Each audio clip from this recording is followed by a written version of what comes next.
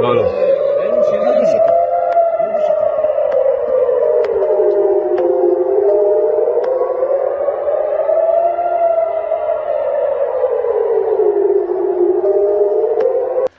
ये वीडियो देखकर आपको ऐसा लग रहा होगा जैसे कि कहीं पर दिवाली मनाई जा रही हो, लेकिन ये दिवाली का वीडियो बिल्कुल नहीं है।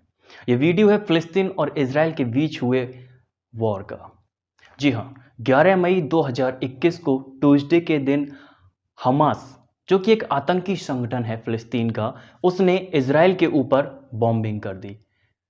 लेकिन इज़राइल के एयर डिफेंस सिस्टम ने उसके रॉकेट्स को आसमान में ही नेस्तनाबूद कर दिया, पूरी तरह से ख़त्म कर दिया।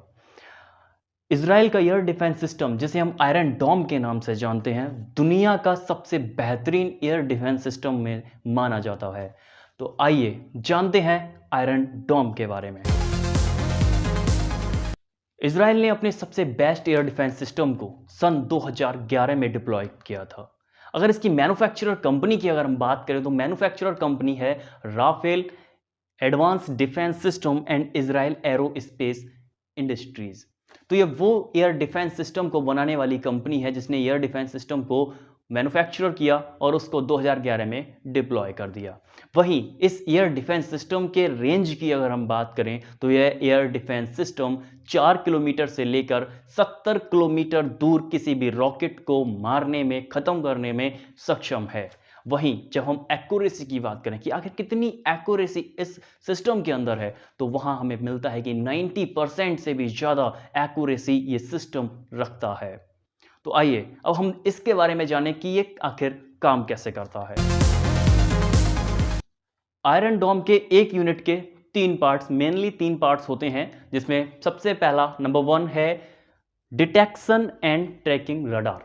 डिटेक्शन एंड ट्रैकिंग रडार का काम होता है कि वो डिटेक्ट करता है कि आने वाली जो मिसाइल है वो उसके देश के लिए घातक है या नहीं है। अगर वो उसके देश के लिए घातक है तो वो आगे सिग्नल को ट्रांसमिट करता है, जो कि सेकंड नंबर पर BMC battle management and control के पास जाता है। बैटल मैनेजमेंट एंड कंट्रोल उस मैसेज को एक्सेप्ट करता है और आगे प्रोसीड कर देता है मिसाइल फायरिंग सेंटर के लिए।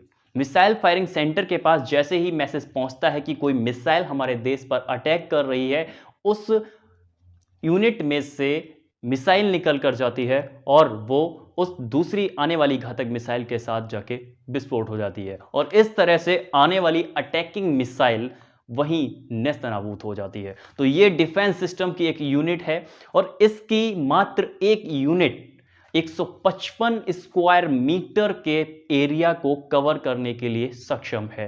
155 मीटर एरिया के लिए एक यूनिट, कहने का मतलब पूरे इजराइल में अप्रोक्सीमेटली 8 से 9 यूनिट इनकी लगी हुई हैं, जिनमें गाजा बॉर्डर पर इन्होंने अभी सबसे ज़्यादा यूनिट अपनी लगाई हुई हैं। हमास संगठन ने इजराइल पर बॉम्बिंग की। हमास संगठन के इजराइल पर बॉम्बिंग करने के बाद इजराइल ने भी जवाबी कार्रवाई करते हुए फिलिस्तीन के हमास संगठन के कंट्रोल वाले एरिया गाजा स्ट्रिप में एयर स्ट्राइक कर दी, जिसमें कैजुअलिटी अगर हम देखें तो फिलिस्तीन के 60 नागरिकों की मौत हो गई। लेकिन इतना ही नहीं, 6 नागरिक इजराइल के भी मारे गए, जिनमें से हमारे देश भारत के केरला में रहने वाली सौम्या संतोष जी, जो कि वहाँ पर एक नर्स का काम करती थी। लेकिन यहाँ पर आप थोड़ा कंट्रोवर्सी के लिए भी समझ लीजिए, ये एज ए पॉलिटिकली नहीं, बट मैं आपको कंट्रोवर्सी थोड़ी समझाना चाहता हूँ कि केरला के रहने वाले शख्स के लिए केरला के CM के द्वारा कोई भी ट्वीट नहीं आया कि हमारी संवेदनाएं उनके साथ हैं या नहीं हैं। ये कंट्रोवर्सी आप समझिए, आखिर क्यों ऐसा नहीं हुआ। ये ऐसा इसलिए नहीं हुआ क्योंकि फिलिस्तीन एक विशेष समुदाय का देश है और CM साहब को ऐसा लग रहा था कि अगर वो सौम्या जी के साथ अपनी संवेदनाएं व्यक्त करेंगे तो एक विशेष समुदाय उनसे नाराज हो सकता है और जिससे उनके वोट बैंक पर काफ़ी असर पड़ सकता है। तो ये है हमारे देश की राजनीति, जो राजनीति नहीं बल्कि बहुत ही गंदी राजनीति और घटिया किस्म की राजनीति एक तरह से है। चलिए कोई बात नहीं, आगे बात करते हैं कुछ बुद्धिजीवी लोगों की। जी हाँ, कुछ बुद्धिजीवी लोगों की मैं इसलिए कह रहा हूं क्योंकि उनका ऑड और इवन दोनों तरह से अलग अलग डे होता है। तो आइए बात करते हैं उनकी। सबसे पहले मैं शर्जील उस्मानी की बात करना चाहूँगा। ये शर्जील उस्मानी, मैं आपको बता देना चाहता हूँ कि वही व्यक्ति हैं जिन्होंने रोहित सरदाना की मौत पर जश्न मनाया था। और आज जब इज़राइल ने फ़िलिस्तीन पर अटैक किया, तो ये कह रहे हैं कि हम उनके प्रोडक्ट को बॉयकॉट कर देंगे। हम उनके प्रोडक्ट को यूज़ नहीं करेंगे, उनके प्रोडक्ट को बॉयकॉट करने की ये माँग उठा रहे हैं। लेकिन ये भूल रहे हैं कि इन्होंने रोहित सरदाना जी की मौत पर जश्न मनाया था। शर्म आनी चाहिए ऐसे लोगों के लिए जो किसी के मातम में भी खुशियाँ मनाते हैं। दूसरे नंबर पे मैं बात करना चाहूँगा एक ऐसी महिला की जिन्हें शायद ₹10 पर ट्यूट मिलता है। नहीं, ₹100 पर ट्यूट मिलता है। जी हाँ, ₹100 पर ट्यूट मिलता है और वो ट्यूट करने के लिए आ जाती हैं।